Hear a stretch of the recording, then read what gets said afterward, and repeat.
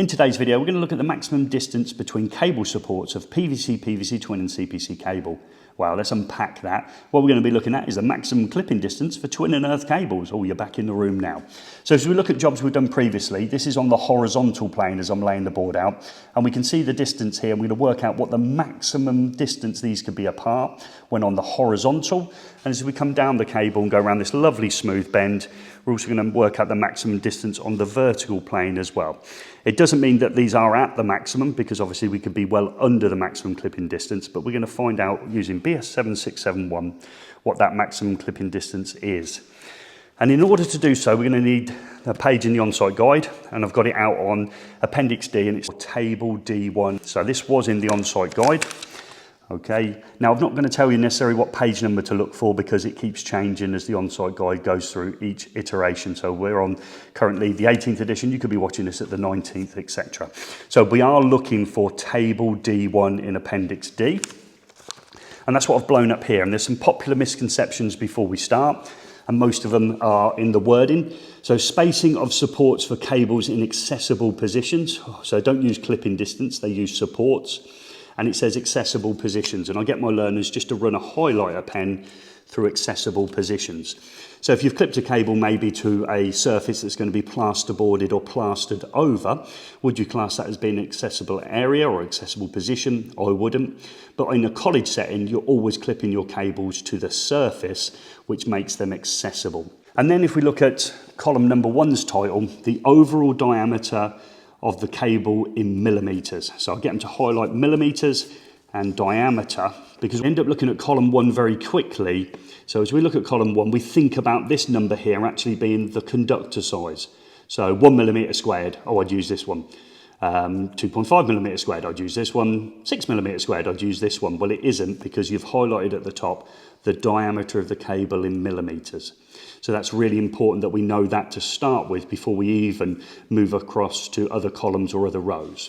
And that's helped out here in the bottom in our notes. So flat cables taking the dimension from the major axes. So flat cables. So we're talking about twin and CPC cables being flat profile cables, and we're taking it from the major axes, so the widest part of the cable possible is where we're going to do our measurement. And again, to help my learners, I make a drawing at the bottom of this page. So we draw the following. That's got to look as if it's a piece of twin and CPC or twin and earth cable. I'll put those in. There we go. And then what I do is I get them to protrude lines down from the major axes, the widest part of the cable. And then if we just put another section in here with an arrow and use that lowercase d, we've actually got it as the diameter of the cable. So we can see now when we're measuring it, it's the diameter of cable. Now it might be that you say at your college, you're not allowed to write in your on-site guide. So this has been the page in the on-site guide. I recommend people just put a post-it note in and do the drawing on here. In case you go into an exam and they say to you, you can't have a book that's been annotated before, so you could easily peel these out. So that gives us the diameter of the cable. And once we've got the diameter of the cable and we're working in column number 1, we can find out whether we're in rows 1, 2, 3 or 4, and then we can work our way through and we can find the clipping distance as a maximum. So we're going to start off by looking at a piece of 1 millimeter squared twin and CPC cable. So this is 2.5, this is 6 mil. We're going to work all of them out, and this is our 1 millimeter squared twin and CPC or twin and earth cable. And I have to measure its major axis, or the width of the cable here. So we're looking there. So if you can just see that, I've got that down as 7 millimeters. So the maximum axis there is 7 millimeters. We come back to column number 1. And in column number 1, we're looking at the diameter of the cable to be 7 millimeters. Well, this is equal to but not greater than 9, so it's up to 9. So column number 1, row number 1, if the diameter of the cable is up to 9 but not greater, you're going to be using that here. So we're okay at 7. So we know straight away we're in column number 1, row number 1, and we've got our 7 millimeter diameter. And it's a case of now working through the rest of the table. So we've got a title here, non-armoured thermosetting or thermoplastic PVC sheath cables. And in previous videos, we know that our twin and CPC cables are thermoplastic PVC. So it's likely that we're going to be in this section here.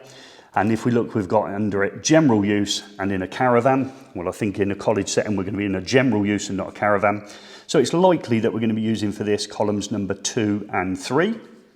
But let's just look further along at what the other titles are. So the next one over here is armoured cables, so steel wire armoured cables. And the final section here is mineral insulated cables, so MICC cables. And I'll make a separate video on looking at the supports for those two type of cables. But in this one, we're concentrating on twin and earth or twin and CPC cables. So I'm happy that I'm going to be in a general use. I'm happy here that it's a thermoplastic PVC cables. So my maximum horizontal clipping distance will be 250 millimeters, and my maximum vertical clipping distance will be 400 millimeters.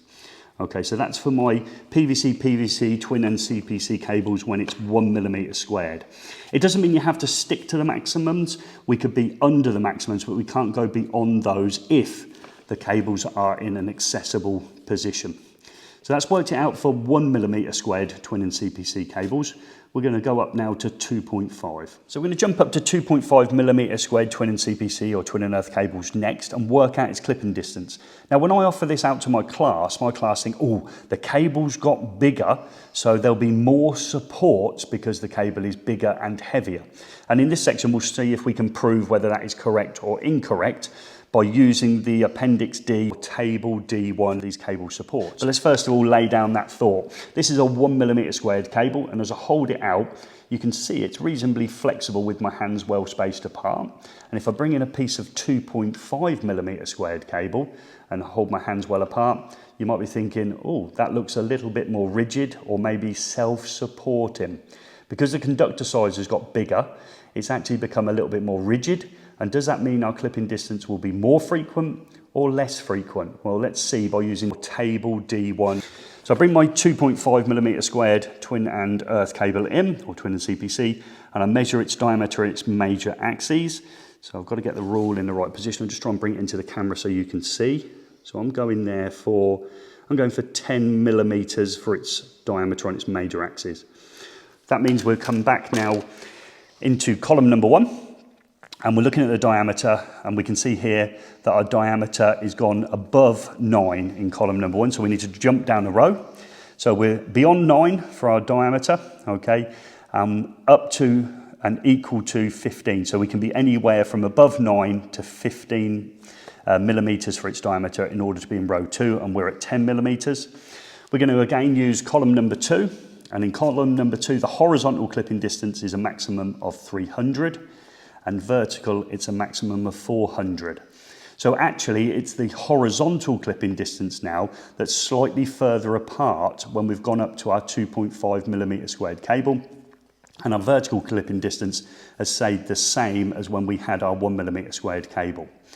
That makes a little bit of sense, doesn't it? On that horizontal plane, we just said, didn't we? It felt a little bit more self-supporting as it was clipped to the surface.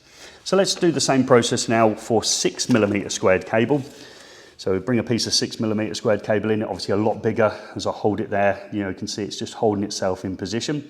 So it might be that the clipping distance is a little bit less frequent for this, but it does depend obviously on the diameter of the cable. So let's measure it again. Bring in my rule, try and get it so you can see this. So we're there. I've got that down. I'm sure somebody else got a keener eye. I've got that as, let's go 13. So if I put it there, I've got 13 millimeters for its diameter. Well, you might already be thinking you're ahead of the game here, Gary. So as we go back to column number 1, 13 millimeters is obviously beyond 9 and not beyond 15, so up to the equal 15. So 13 sits in here as well for its diameter.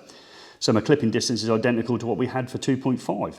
Horizontally 300 and vertically 400, so exactly the same. So even though the cable has got bigger, you would think it would be more rigid, the clipping distance has actually stayed the same for those cables. I'm sure you're thinking, Gary, you haven't mentioned premature collapsing of the wiring system when it's on the surface. So we're talking about surface clipping or cables in accessible areas. In the event of a fire, we've got to prevent them falling away from the surface and obviously therefore becoming an entanglement risk for people exiting the building or people coming into the building to fight the fire. So down here I've got some metallic clips, and the spacing of clips is exactly the same, and it's down to the electrician to specify when those clips have got to go in. So you've got to make an engineering judgment about supporting it using a metallic clip. So I've got some old turnbuckle clips here that I found. Now, in my apprenticeship, I was actually trained to use these, and you might be thinking, Gaz, was that the clip of choice back in the day? It wasn't. We actually used these because they thought it would toughen up our fingers when we were 16 from school, because you had to fold over the metal in order to strap the cable down. So premature collapsing and a metallic clip is down to the electrician to decide where it's going to go in order that it will prevent entanglement in the event of a fire. Hopefully you've noticed during this video this cable here, which is clipped to a wooden board, nice and flat and straight, and we now can work out the maximum distances between supports. And if you want to know how to clip twin and earth cables like a pro, check out the video over there.